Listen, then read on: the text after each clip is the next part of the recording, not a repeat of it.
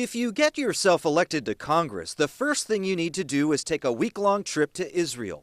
Oh, and bring a relative, and maybe your staff. It's all paid for. In fact, in just the past 3 years, your members of Congress and the U.S. Senate from the Coastal Empire and Low Country have accepted more than $94,000 of gift travel from a single private charity of a powerful Capitol Hill lobbying organization. Their itineraries read like a dream combination of rare air access and once-in-a-lifetime sightseeing.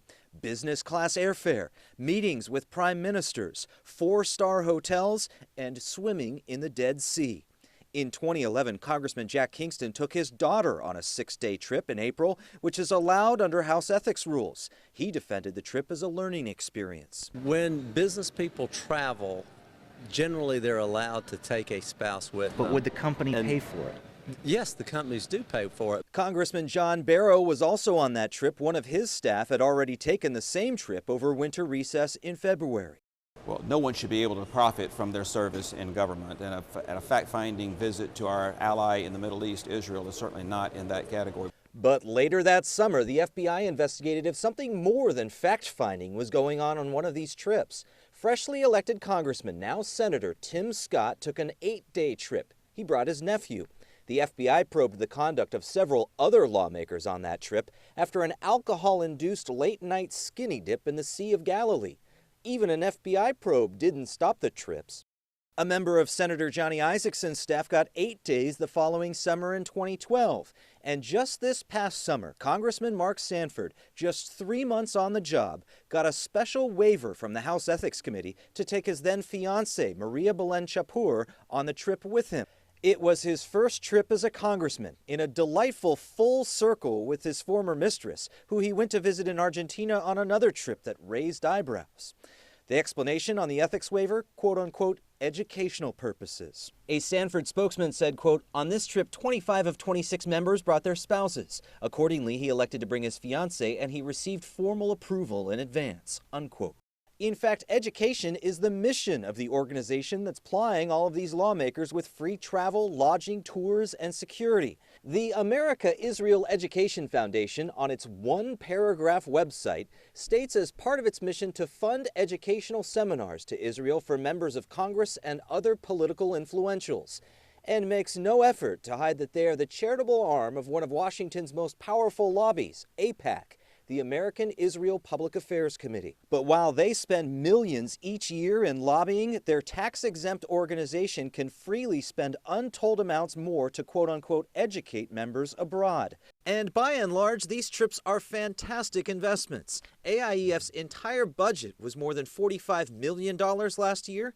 Israel got $3 billion in foreign aid, more than any other nation. This organization is not alone using these tactics. Your congressmen, senators, and their staffs took trips to Turkey, Costa Rica, Japan, and to several African nations on trips set up and paid for by private organizations from the Conservative Heritage Foundation to the Boy Scouts. Now, if you wanted to spring to take your member of Congress on a trip like this, it would violate congressional ethics rules. But donate to any of these organizations for the same purpose. And not only would your donation be legal, it would remain anonymous, and it would be tax deductible. Such is the current state of political contributions in Washington, and its implications affect where influence, money, and votes flow. We even uncovered inconsistencies, which we will show you in part 2 of our special report. I'm Dave Kartunen, WSAV News 3. According to public disclosures, gift travel paid by outside organizations to members of Congress is often packed with visits to vital services like health centers and environmental efforts. But in other cases, not as much. The International Conservation Caucus, a group of lawmakers who channel their environmental views through the legacy of Teddy Roosevelt, has its own charitable arm, much like some lobbying organizations. It's even run by a former member of Congress. Another former member's wife is on the board. Their nonprofit foundation, the ICCF, took 7 senators and their spouses, including Lindsey Graham of South Carolina and 2 of his staff members, for a night at a luxury hotel and a safari in the Serengeti in Tanzania in 2012.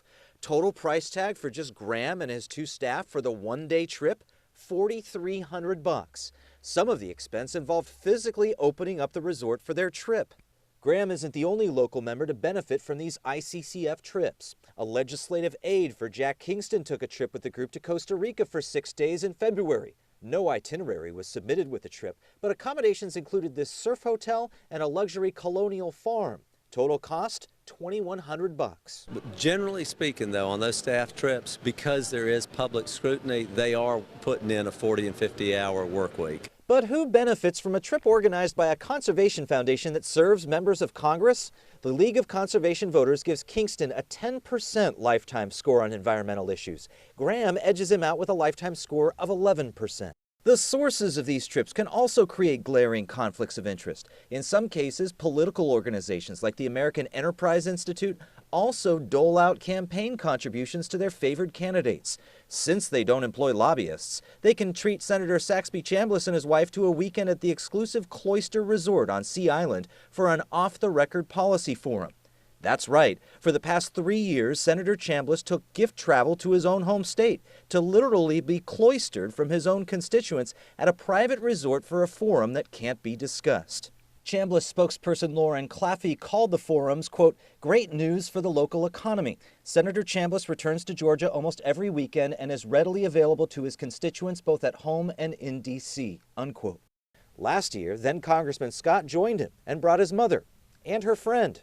AEI even picked up the tab for his mother's friend's food. Senator Scott's office told News 3 AEI was reimbursed for the $371 in meals the friend ate. In other cases, the organizations paying for the trips benefit from U.S. government aid, meaning your tax dollars are being appropriated to organizations who use some of their money to show members of Congress the importance of their work, in order to secure more of your tax dollars from the government. No one would dispute the work of the Global Fund to eradicate AIDS or the International Committee for the Red Cross. But because they receive U.S. humanitarian aid, $1.6 billion this year for the Global Fund, $266 million for the Red Cross, it's fair to say fungible U.S. tax dollars to the Global Fund and Red Cross sent a Kingston staff member to Peru, an Isaacson staff member to the Democratic Republic of the Congo, and a Graham staff member to Colombia. And about that education of congressional staff, Bono's One campaign, who does not take government money, took a group of members and staff on a 7-day trip to Malawi in 2011. The trip was dedicated to educating about extreme poverty. So it's hard to understand why they stayed in this luxury safari park, made 2 excursions to tourist attractions, and had 2 to 3 hours of downtime scheduled for them each day. Senator Graham's chief counsel went on that trip. It's hard to tell where his Senate legal portfolio included poverty in sub-Saharan Africa. It probably doesn't matter, however, because he would leave Senator Graham's office the next year to be a lobbyist for Apple. We found several instances where staff members took trips like these, then left government through the revolving door in Washington into lobbying careers, sometimes in just a matter of months. Now, as distasteful as some of this may sound, everything we've shown you was approved by the respective House and Senate ethics committees in each case.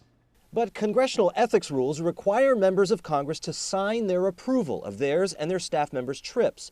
But in 3 cases, Jack Kingston's, Lindsey Graham's, and Tim Scott's, signatures from the members vary wildly, and in some cases look nothing like the member's signature that appears most often on the forms. I know this to be your signature, right? Yes. We even showed the signatures to Congressman Kingston, who admitted some were not his own. In follow-up, all 3 offices responded to say that their members approved of all of the travel. But in Senator Scott and Graham's cases, they did not respond to the direct question whether or not all of the signatures were their own. Dave Kartunen, WSAV News 3.